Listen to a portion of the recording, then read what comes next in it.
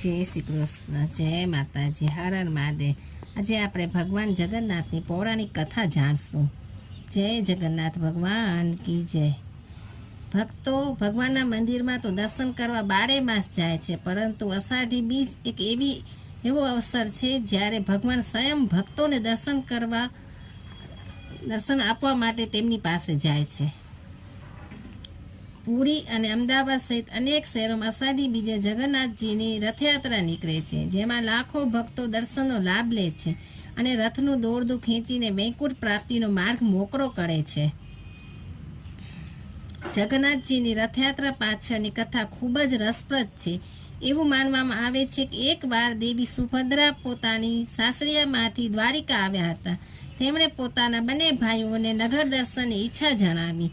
શ્રી કૃષ્ણ અને બલરામે તેમને એક રથ પર બેસાડ્યા અને તેઓ અલગ અલગ રથ પર સવાર થઈ ગયા। સુભદ્રાના રથને વચ્ચે રાખવામાં આવ્યો અને ત્રણેય ભાઈ બહેનો નગરયાત્રા પર નીકળી પડ્યા। સુભદ્રાજીની નગરયાત્રાની ઈચ્છાની સ્મૃતિમાં જગન્નાથપુરીમાં દર વર્ષે રથયાત્રા નીકળે છે અને 10 દિવસ સુધી ઉત્સવ ચાલે છે। શ્રી જગન્નાથ મંદિરમાંથી દર વર્ષે રંગેચંગે રથયાત્રા નીકળે છે। રથ પર સવાર શ્રી કૃષ્ણ, બલભદ્ર અને સુભદ્રાજીના દર્શન કરીને ભક્તો ધન્યતા અનુભવે છે। ધ્યાનથી જોવામાં આવે તો ત્રણેય મૂર્તિઓ સામાન્ય મૂર્તિઓથી એકદમ અલગ છે।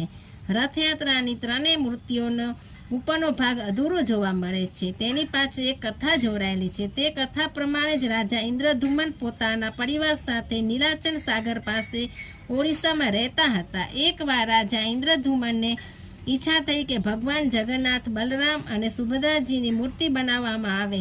આ વિચાર સતત તેમના મનમાં ચાલ્યા જ કરતો હતો। એક દિવસ તેઓ આ જ વિચારમાં ડૂબેલા હતા। એવામાં સમુદ્રમાં એક મોટું કાષ્ઠ લાકડું તરતું જોયું। તેમને આંતરિક પ્રેરણા મળી કે આ કાષ્ઠમાંથી જ મૂર્તિઓનું નિર્માણ કરીએ તો પણ સારું, પરંતુ એક સમસ્યા ઊભી થઈ। તે હતી યોગ્ય શિલ્પીની શોધ। યોગ્ય શિલ્પી મળે તો જ ભગવાનની મૂર્તિ બનાવી શકાય। એવું કહેવાય છે કે જગન્નાથ સ્વામીએ દેવતાઓના શિલ્પી વિશ્વકર્માને રૂપ બદલીને નરેશની પાસે મોકલ્યા। વૃદ્ધ વ્યક્તિનો સ્વાંગ રચીને વિશ્વકર્મા રાજા પાસે આવ્યા। આ વૃદ્ધ શિલ્પીએ રાજા સમક્ષ એક શરત મૂકી કે તેઓ મૂર્તિ તો બનાવે, પરંતુ 21 દિવસ સુધી તેમના કામમાં કોઈ બાધા ના આવી। રાજાએ શરતનો સ્વીકાર કર્યો। પછી વિશ્વકર્મા હાલમાં જ્યાં જગન્નાથજીનું મંદિર છે તેની પાસે જ એક ઘરમાં મૂર્તિ નિર્માણના કામ કરવા માટે કાસ્ત સાથે જતા રહ્યા। રાજાનો પરિવાર જાણતો નહોતો કે આ વૃદ્ધ શિલ્પી કોણ છે। ઘણા દિવસો સુધી તે ઘરના દ્વાર બંધ કરીને રહ્યા। મહારાણીએ વિચાર્યું કે આ વૃદ્ધ શિલ્પી ખાધા પીધા વગર કેવી રીતે કામ કરી શકશે। 15 દિવસ વીત્યા પછી તેમને લાગ્યું કે વૃદ્ધ શિલ્પી ભૂખને કારણે અત્યાર સુધી તો મૃત્યુ પામ્યા હશે। મહારાણીએ રાજાને પોતાની શંકા જણાવી। તેથી મહારાજાએ દ્વાર ખોલાવતા ત્યાં વૃદ્ધ શિલ્પી ન હતા, પરંતુ તેમના દ્વારા અર્ધનિર્મિત મૂર્તિઓ હતી।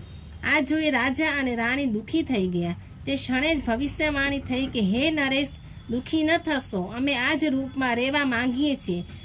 મૂર્તિઓને દ્રવ્ય વગેરેથી પવિત્ર કરીને તેની સ્થાપના કરાવો।